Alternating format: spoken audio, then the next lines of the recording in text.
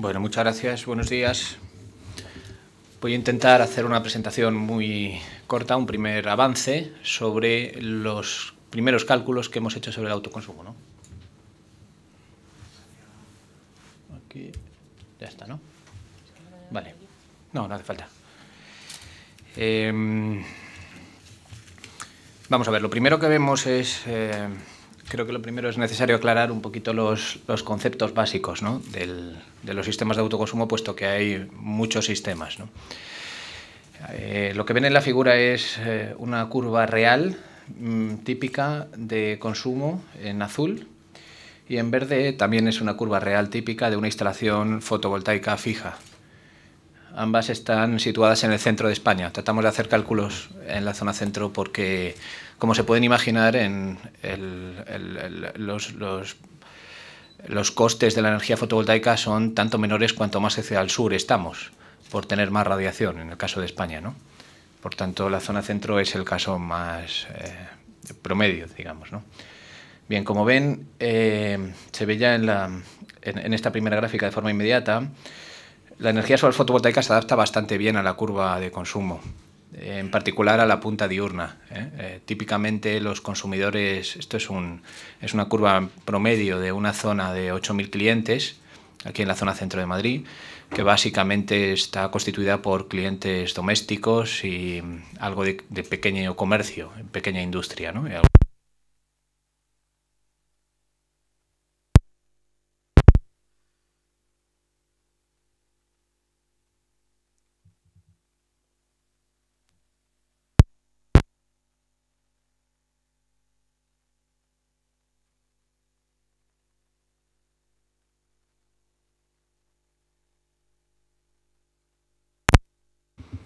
Vale, muchas gracias.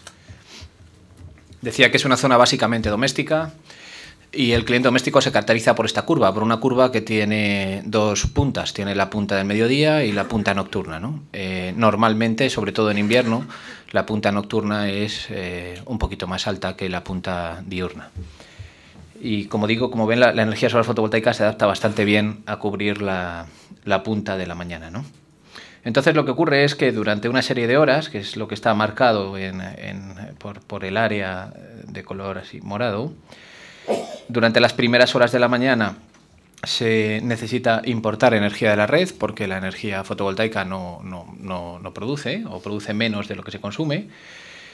Luego llegamos a un momento en el mediodía donde incluso tenemos excedentes y exportamos parte de la energía a la red. Y cuando desaparece el sol gradualmente volvemos a importar energía de la red, ¿no? Este es el esquema básico, ¿no? La regulación lo que hace principalmente es tratar la parte de exportación a la red, puesto que lo que es el autoconsumo instantáneo normalmente no suele regularse en exceso. Digo normalmente porque en España somos un país un poco especial y he leído algunos comentarios básicamente de grandes empresas eléctricas que pretenden también regular la parte del autoconsumo instantáneo, ¿no? Lo que ocurre es que nos parece que el autoconsumo instantáneo, tratar de regularlo es ponerle puertas al campo, porque hoy en día una instalación fotovoltaica, que es una instalación muy sencilla de instalar, se puede conectar directamente a un enchufe. Entonces es bastante difícil controlar que alguien no pueda o que tenga limitaciones al autoconsumo directo, ¿no? Instantáneo en su propia vivienda o en su comercio, ¿no?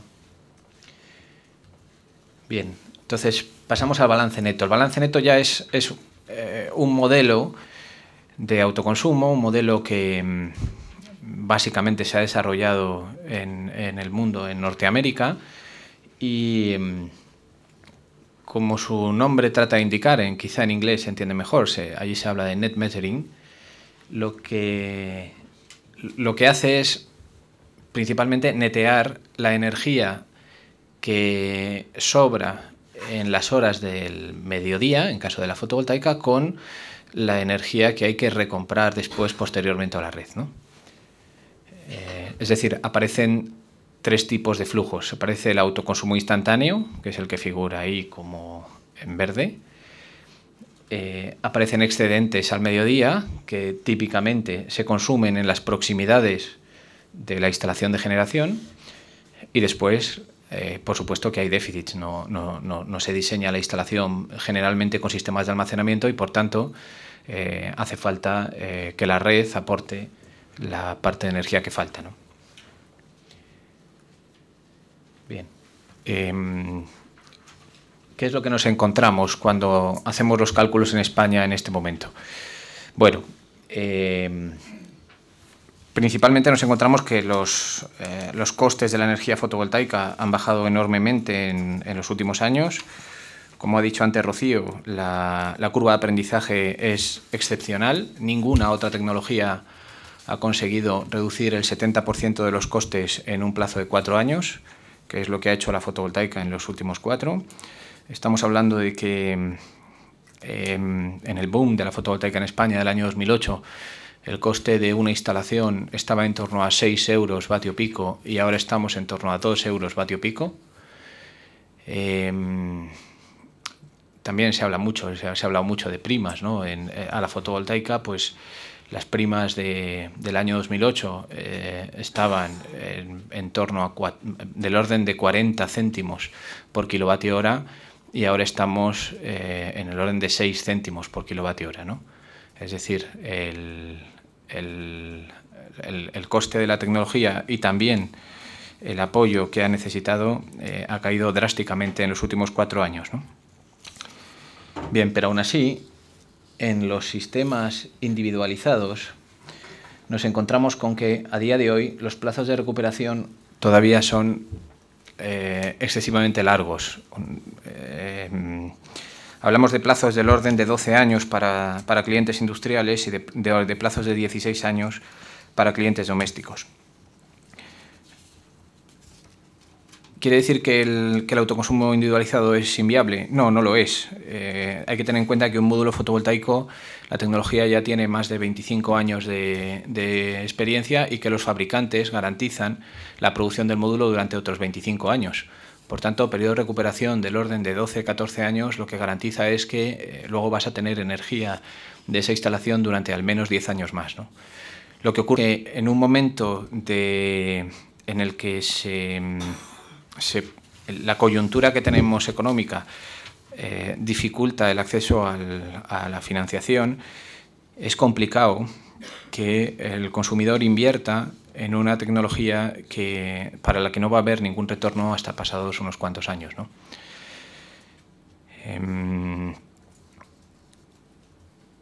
Por todo ello, nosotros desde UNEF lo que planteamos es que en este momento, que como ha dicho también Rocío anteriormente, tenemos una paralización de entre otros el sector fotovoltaico por la moratoria impuesta por el Gobierno.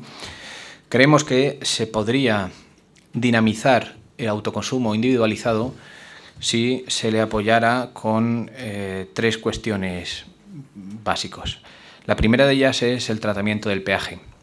¿Qué es esto del tratamiento del peaje? El tratamiento del peaje es la clave para que el autoconsumo en España sea o no sea viable. Como decía al principio, la curva de importación de la red y de exportación tiene una zona, típicamente en el mediodía, donde lo que estamos haciendo es inyectar energía a la red y luego posteriormente la tenemos que recuperar, ¿no?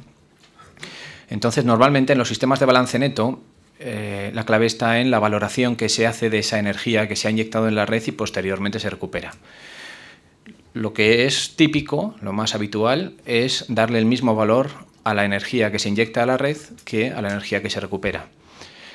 Esto además tiene una ventaja enorme, que es la simplificación. Imagínense en una factura de un cliente doméstico donde lo único que se hace es poner 2 contadores y se dice, oiga, usted ha consumido 200 kilovatios hora durante este periodo de facturación y ha generado 100. Como la valoración de la energía consumida es exactamente igual que la de la energía producida, a usted se le factura por la diferencia, por 200 menos 100. Es decir, se le factura por 100 kilovatios hora al precio de la tarifa que usted tenga o del contrato que usted tenga si está en libre mercado, ¿no? Este modelo, que es el más extendido desde luego en Norteamérica, lo que hace es básicamente asumir que esa energía no paga peajes.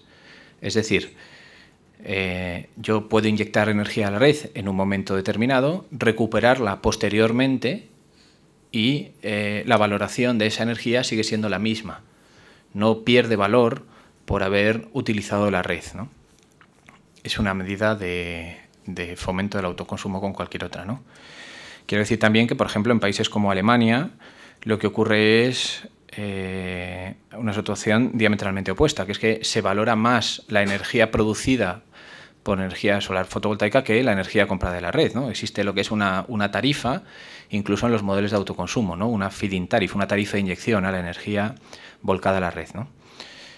En España, el borrador que conocemos de Real Decreto de Autoconsumo lo que hace es valorar la energía inyectada a la red al mismo precio que el mercado mayorista. Es decir, a día de hoy, con el borrador que conocemos, se obliga a competir a una instalación fotovoltaica sobre cubierta de 3 kilovatios con una central nuclear de 1000 megavatios, de 1 millón de kilovatios. Como se pueden imaginar, eso pues no es fácil de conseguir, ¿no? La energía, tal y como está diseñado el sistema español, no hay una señal de ubicación para las plantas de generación y, por tanto, se valora exactamente igual la energía inyectada muy cerca del consumo que la energía producida en una gran central, ¿no? Entonces, con este modelo, con un modelo donde la valoración que se hace de la energía inyectada por el autoproductor es la misma que la de una central en régimen ordinario, bueno, pues la rentabilidad está muy lejos de alcanzarse. Estamos hablando de que una central, el precio medio del mercado mayorista en España está del orden de 6 céntimos de euro por kilovatio hora y desde luego ese precio aún está lejos de ser alcanzado por la tecnología solar fotovoltaica, ¿no? Y por cualquier otra de renovables, ¿no?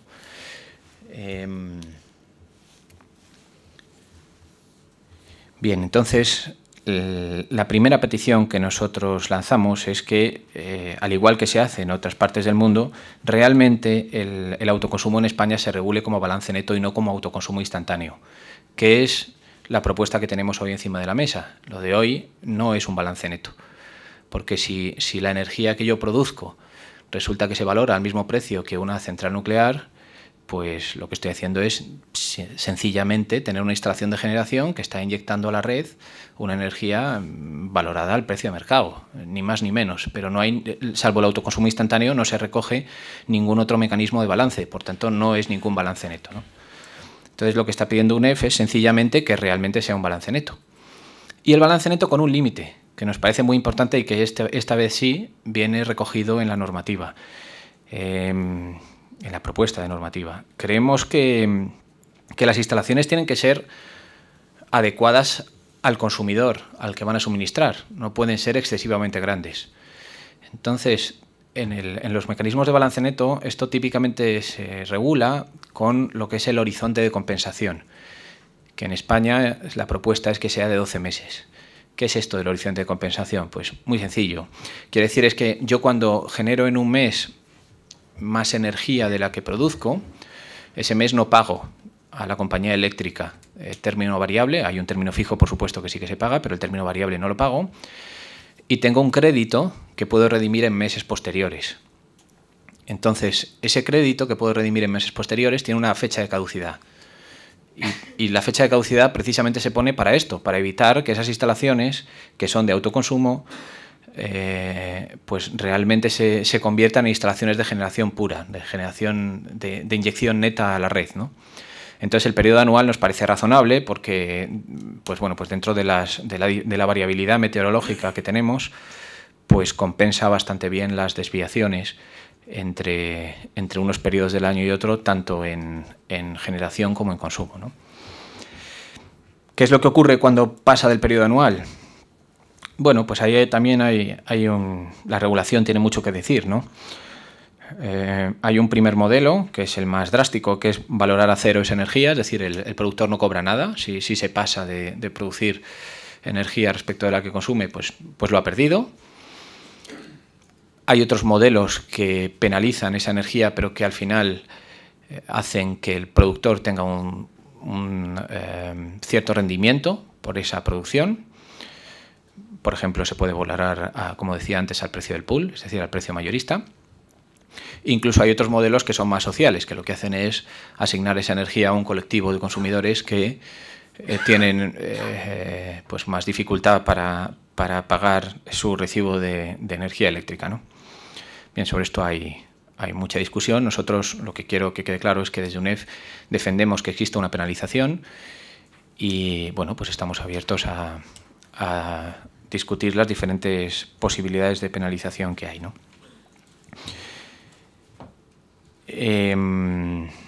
Bien, pues como decía, entonces la primera condición para que el autoconsumo en España sea viable por el mecanismo de balance neto en este momento es que haya un tratamiento razonable de los peajes. Pongo exención. La exención suena un poco fuerte, pero yo creo que hay que reflexionar un poquito de qué es lo que tenemos de peajes en España, ¿no? Y cómo funciona la tarifa de la luz en España, ¿no? Un cliente doméstico, en este momento, está pagando por su energía en la tarifa último recurso 14 céntimos de euro por cada kilovatio hora, de los cuales del orden de 6,4, o sea, casi la mitad, son de peaje. Lo que ocurre es que el peaje engaña con el nombre, no retribuye la red exclusivamente. Para que se hagan una idea, la red es en torno al 30% de los costes del peaje ahora mismo. ¿Qué es lo que hay en el peaje? Bueno, en el peaje hay un montón de cosas. Ahí está la famosa financiación del déficit de tarifa y están las primas a las energías renovables, ¿no? ¿Y qué es lo que ocurre con este tema de las primas a energías renovables? Bueno, pues que al final es un mecanismo que yo denomino de vasos comunicantes con el precio del pool, ¿no?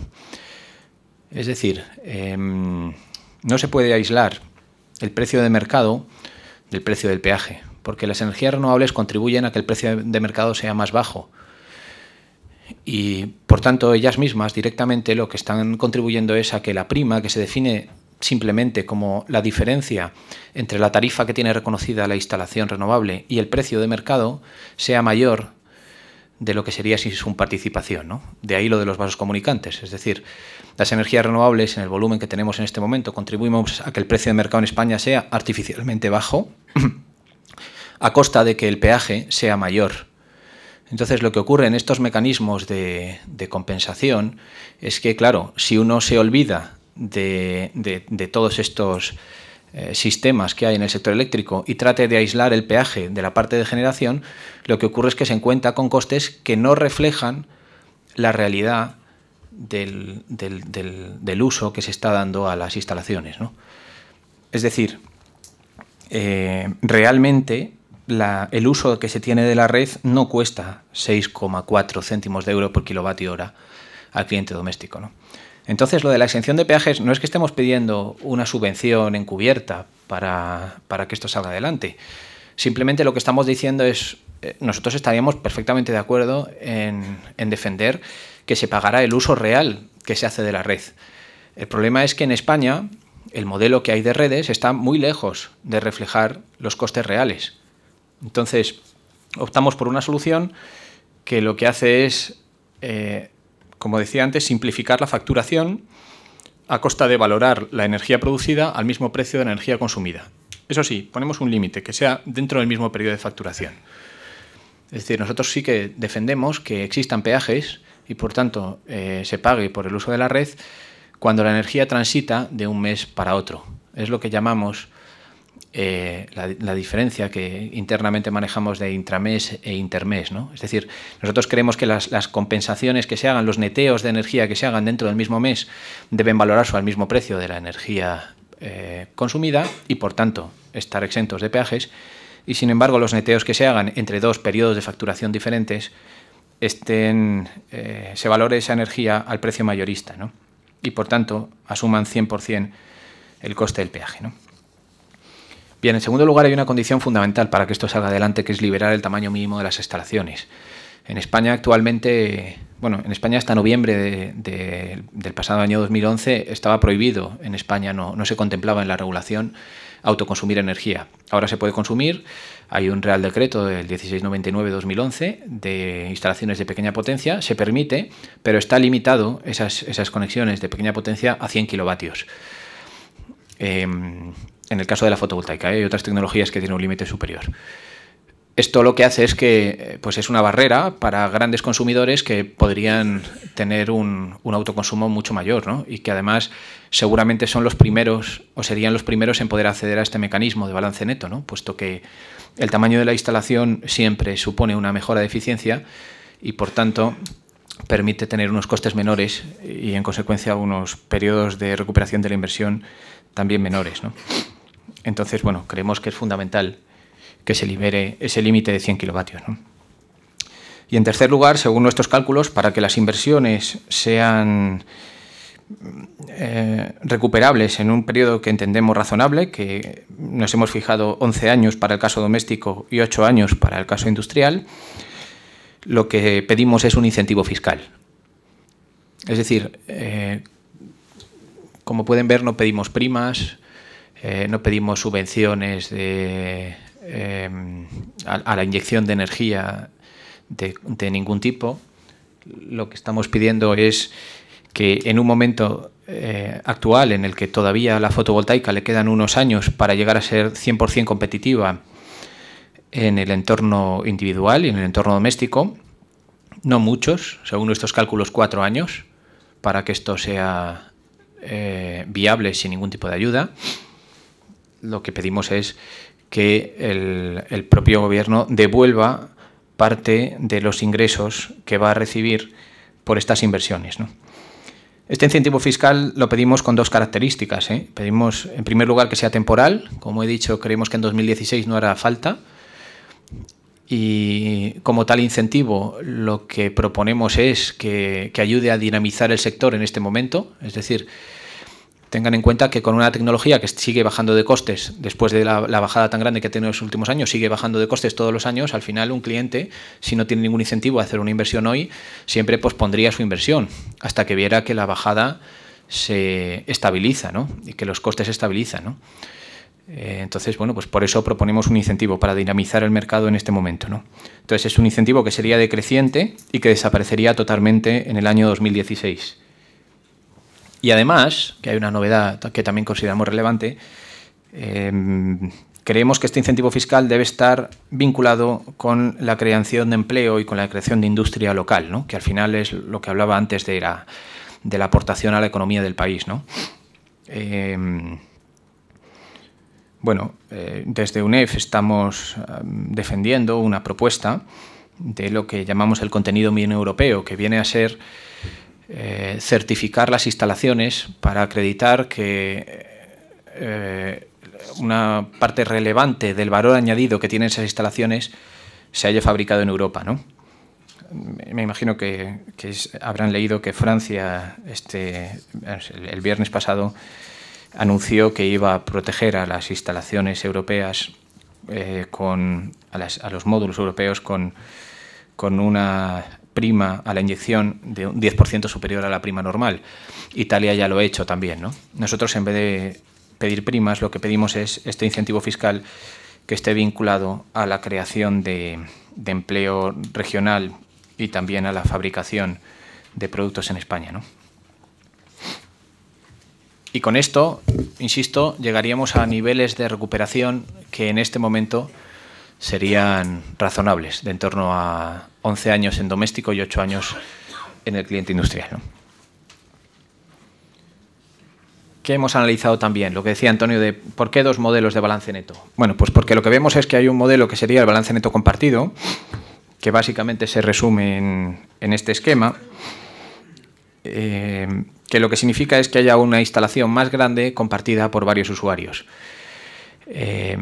Como he dicho antes, las instalaciones más grandes, no necesariamente enormes, ¿eh? No estamos hablando de enormes instalaciones porque entonces se pierde el concepto de generación distribuida y de ahorro de eficiencia, ¿no? Que es tan importante en el autoconsumo, ¿no?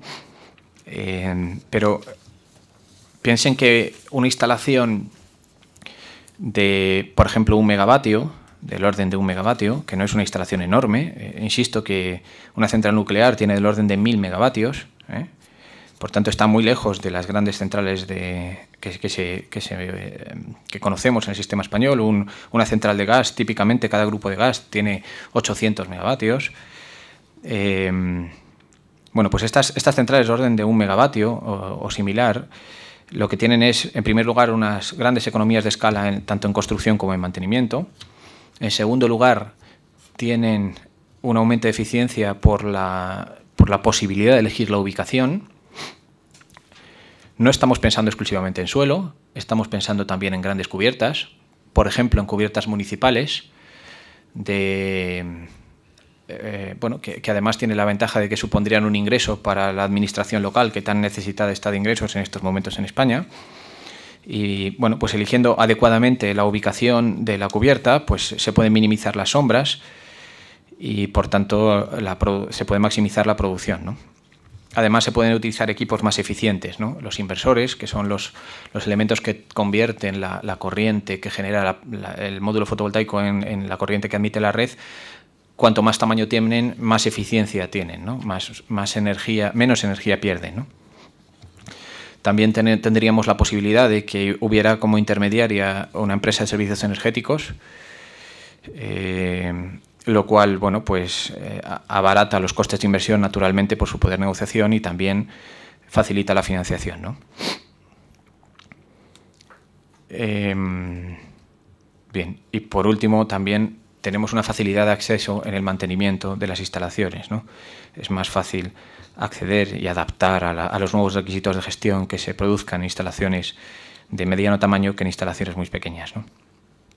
Para que se hagan una idea, según los cálculos de UNEF, una instalación de más de 1 megavatio tendría un retorno actualmente en precios del orden de 14 céntimos de euro por kilovatio hora, que básicamente es el precio que les decía antes que tiene ahora mismo la TUR, la tarifa de último recurso, ¿no? Es decir, si permitiéramos al consumidor español agruparse para acceder a instalaciones medianas, nos encontraríamos en un sistema que no requeriría de ningún tipo de apoyo para ser viable hoy. Y por esto es por lo que defendemos también este modelo compartido, ¿no? Ahora bien, para que el modelo compartido sea coherente, como les decía anteriormente, tiene que tener un límite de tamaño, ¿no? Y este límite de tamaño nosotros lo vemos a través de básicamente dos restricciones, ¿no? La primera de ellas, creemos que estas instalaciones tienen que estar conectadas en la red de baja o de media tensión, no pueden ser grandes instalaciones. Para que se hagan una idea, la capacidad máxima de transporte de una línea de media tensión está del orden de 10 megavatios. En España la regulación actual impide conectar instalaciones de generación que superen el 50% de la capacidad nominal, por tanto estaríamos hablando de instalaciones máximas de 5 megavatios y esa instalación es muy grande para la red de media tensión, ¿eh? Normalmente el máximo estaría más bien en torno a 3 megavatios. No estamos hablando de instalaciones ni siquiera de 50 o de 100 megavatios, que son tamaños típicos, por ejemplo, de un parque eólico, ¿no? De un gran parque eólico. No, esto es mucho más pequeño de lo que estamos hablando. Ahora bien, evidentemente es varios cientos de veces superior a una instalación sobre tejado doméstica, ¿no? Que podría tener una potencia de 5 kilovatios, ¿no? Bien, y con estos, como digo, al llegar a esos niveles ya del orden de 1 megavatio, ya sea en cubierta o sea en suelo, pues se pueden alcanzar eficiencias mucho mayores y por tanto precios inferiores, ¿no? ¿Qué resultados tenemos? ¿Qué es lo que hemos hecho? Bueno, pues hemos cogido esos 8.000 clientes que decía antes, hemos cogido la curva de consumo colectiva, ahí tienen las 4 curvas de las 4 temporadas típicas, esto está en el centro de España, y por tanto el consumo en invierno es superior al del resto de año. Ahí ven la curva azul, que es la superior, que es la curva media del consumo de invierno, y la verde, que es la de abajo, es la de primavera. La morada, que está muy próxima a la verde, es la de verano. Uno cuando ve esta curva dice, hombre, pues la fotovoltaica no se debe adaptar demasiado bien, ¿no? Porque la fotovoltaica, la intuición ya nos dice que debe ser al contrario. Así es, esta es la curva de la planta fotovoltaica que está instalada en la misma zona y como ven produce más energía en verano, que es la morada, inmediatamente seguida de primavera, y el otoño y el invierno están bastante por debajo, ¿no? Esas son las curvas medias, ¿no? Entonces, bueno, lo primero que uno se plantea es, hombre, vais a hacer un uso intensivo de la red. Bien, nuestros cálculos son que una instalación que suministrara el 30% de la energía de toda la zona, de toda esta zona centro, que como digo es la zona típica que hemos considerado de estudio, solamente evacuaría horariamente a la red de alta tensión en torno al 3% de la energía consumida por la zona. Es decir, que naturalmente el nivel de afección a las redes superiores depende del grado de penetración. Si lo que se trata es de cubrir el 100% del consumo, pues tendremos más penetración que si cubrimos el 10%, ¿vale? Pero un 30%, ya digo, de toda la zona solamente inyecta un 3% arriba, ¿no? O sea, que digamos que la red de transporte prácticamente ni se entera de que hay una instalación fotovoltaica de un tamaño relevante en esta zona, ¿no? Bien, aparte de esto, del efecto sobre la red, lo que más nos importa es el efecto sobre los consumidores, ¿no? ¿Qué pasa? ¿Qué energía se podría generar? Bien, para esto lo que hemos hecho es bueno, pues ir definiendo distintos perímetros de equilibrio, es decir, distintos conjuntos de consumidores que estarían acogidos a este balance neto compartido con una instalación en la zona, ¿no? Esta instalación que, como les digo, no tendría efectos significativos sobre la red, ¿no? Entonces, el primer escenario que contemplamos es cubrir la energía del 100% de los clientes, es decir, como les decía antes, esta instalación cubriría el 30% del consumo de ese 100% de clientes, de esos 8.000 clientes, y lo que nos encontramos son estas gráficas. Son ligeramente distintas. Las he querido mostrar así, las de 2010 y las de 2011, porque 2011 fue un año bueno, especialmente en el centro de la península, en cuanto a radiación, ¿no? Fue un año mejor que el año 2010. Y entonces, bueno, pues así se observan las diferencias entre una cosa y otra, ¿no? La parte azul de la tarta, que como ven es absolutamente mayoritaria, es lo que les decía antes, es el autoconsumo instantáneo. Dentro de la misma hora, la propia zona, autoconsumiría el 90% de energía y solo en torno a un 10% saldría fuera de la red, en torno a un 10% de energía producida. De ahí lo del 3% que les hablaba antes, ¿no? Como estamos cubriendo el 30% del consumo, si el 10% de esa energía producida sale fuera, equivale al 3% del consumo total de la zona, ¿no?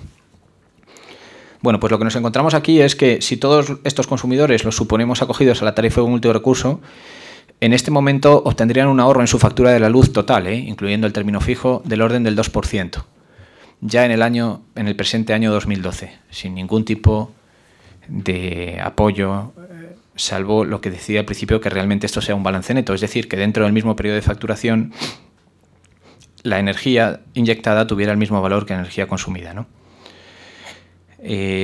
Vamos a otro escenario que quizá es más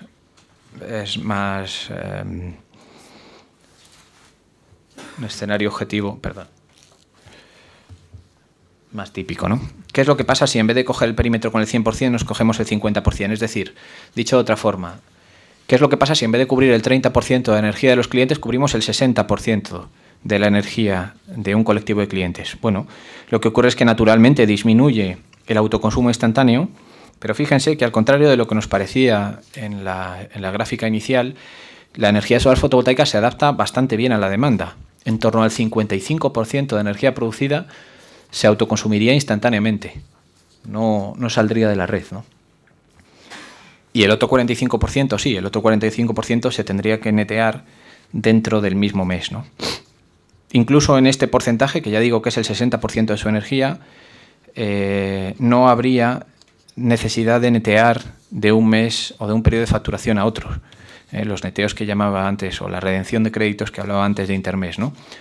En todo caso, toda la energía, siempre, lo que viene a decir esto es que ese 60% de energía consumida, al final lo que te lleva es a que en ninguna factura del año tendrías energía excedentaria. Siempre producirías durante todo el año menos energía de la que estás consumiendo, todos los meses del año. Y si seguimos reduciendo, nos encontramos un caso ya bastante más extremo, que es que supongamos que vamos a suministrar el 100% de la energía de un colectivo de consumidores. Esto en la zona lo que significa es reducir el perímetro al 30% de los clientes.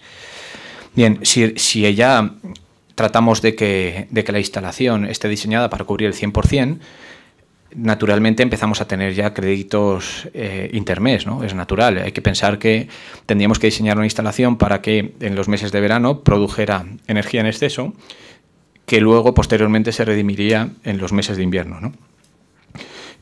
Pero aún así nos encontramos con un autoconsumo instantáneo realmente espectacular, ¿no? Del orden del 37%, entre el 36 y el 38%, dependiendo de la radiación en los 2 últimos años, ¿no? Y los neteos dentro del mismo mes también son bastante elevados. Estamos hablando de cifras en torno al 45%, ¿no? Por tanto, tendríamos un uso real de la red, ese uso que antes hacía referencia a la hora de redimir créditos, del orden del 17% de energía consumida, ¿no?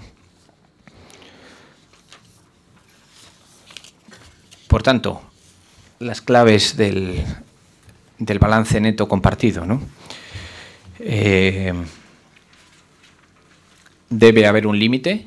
Antes decía en el balance neto individualizado que debe eliminarse el límite de los 100 kilovatios. Aquí, evidentemente, el límite lo tiene que poner la propia conexión a la red.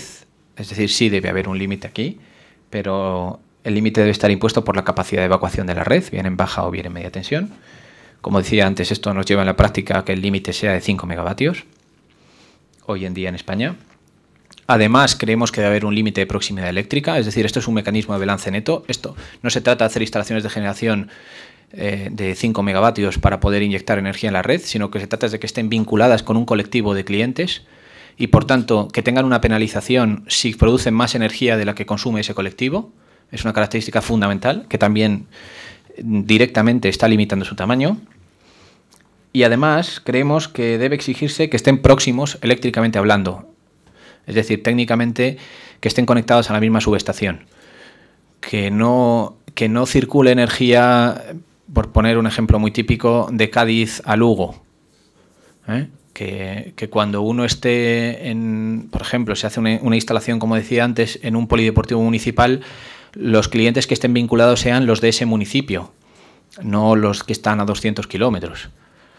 ¿Vale? Estamos hablando insisto, de criterio de proximidad, ¿no? Que, como decía antes también Antonio, en el tema del 20% de reducción de objetivos del año 2020 de eficiencia energética es absolutamente clave. Todas las entrevistas que hemos tenido con responsables son a nivel de política energética son plenamente conscientes que con medidas de ahorro en España de eficiencia energética, sin contar con el autoconsumo, es imposible llegar al 20% de reducción, ¿no? Y hay que recordar que en España tenemos un problema de productividad que, entre otros, viene fuertemente influenciado por la dependencia energética, ¿no? y por la intensidad energética que tenemos, ¿no? Que es muy elevada en comparación con el resto de Europa, ¿no? Por tanto, para nosotros es fundamental ahorrar energía, dejar de perder ese 10% de energía que se pierde en las redes, ¿no? Que, para que tengan una idea, el coste económico que tiene para el país es en torno a 2.000 millones de euros anuales, no es pequeño, las pérdidas que hay en la red, y por eso nosotros mismos nos autoimponemos, esas limitaciones en cuanto a la potencia y la proximidad, ¿no? Como decía antes, es necesario eximir de peajes en el mismo periodo de facturación y no obstante también se pueden pagar peajes íntegros en periodos de facturación distintos, ¿no? Creo que esto, además, lo que favorecería precisamente es lo que veíamos antes, que es que el punto óptimo se alcanza en suministrar en torno al 60% de energía de la red, ¿no? Y lo que pueden decir, bueno, ¿y esto qué supondría? Porque he dicho al principio que suministrar el 30% sería en torno al 2% de ahorro. Bueno, pues suministrar el 60% a día de hoy, en 2012, sería en torno al 3% de ahorro. Pero lo que ocurre es que ya dejaríamos congelado el recibo de la luz de ese 60%, el recibo de la luz de por vida, ¿no? Prácticamente. Porque tendríamos ese coste de 14 céntimos de euro kilovatio hora para siempre. Y como saben, el recibo de la luz está sometido en este momento, además, a una fuerte presión para que tenga una subida. Pero bueno, históricamente pues lleva subidas relevantes, ¿no? Nada más, solo quería reiterar que hay dos modelos, que UNEF defiende los dos modelos, no solamente el balance neto compartido, que sí que creemos que el balance neto compartido tiene una serie de ventajas en cuanto a eficiencia, que salvando los prejuicios que se suelen poner son de tipo administrativo, no son de tipo práctico. Como digo, la afección a la red es básicamente la misma en instalaciones pequeñas que en una instalación mediana. Ahora bien, es verdad que el balance neto individualizado respecto del compartido tiene una ventaja enorme, que es la democratización de la energía, ¿no? En una instalación individual, el único propietario de la instalación es el que está consumiendo, ¿no? Y en el compartido pues hay una instalación común que tiene alguna dificultad más de gestión, ¿no? Lo que ocurre es que, como hemos visto, pues tiene unas eficiencias muy superiores, ¿no? Y al final es lo que nos lleva a defender en este momento en España, donde creemos que es importante generar actividad económica, pues lanzar alternativas que en este momento sean viables, ¿no? Y nos parece que ambas alternativas, bien conjugadas, pues pueden ser viables, ¿no? Simultáneamente. Nada más, a su disposición. No sé si Rocío